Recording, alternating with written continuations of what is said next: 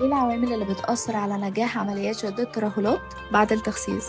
لو انت قصدك على عمليات اللي هي شد الترهلات بعد الماسيف ويت لوس، مهم جدا ان احنا الغذاء او التغذيه بتاعتنا تكون كويسه جدا بعد العمليه. لازم يبقى الدايت بتاعنا يبقى فيه هاي بروتين دايت، فيه اكل فيه لحوم، فيه اسماك، فيه فراخ مثلا. الحاجات اللي فيها هاي بروتين دايت دي مهمه عشان الجروح تلتئم بشكل كويس وفي فتره سريعه. مهم قوي كمان ان ميبقاش فيه تدخين خالص. احنا دايما نقول للبيشنت اللي هو هيعمل شد ان انت توقف تدخين 4 اسابيع قبل العمليه و4 اسابيع بعد العمليه. ده مهم جدا عشان شكل الجرح يبقى كويس، والجرح ما يحصلش فيه مشاكل يفتح يبقى شكله وحش بعد كده. الحاجات المهمه جدا اتباع المساج والتعليمات بتاعه الدكتور بعد العمليه. يقرا على الجرح، نعمل مساج سيشنز مثلا كل 3 4 ايام مره عشان نحصل على احسن نتيجه في اسرع وقت ممكن، والريكفري بتاعنا يبقى سهل وسموث.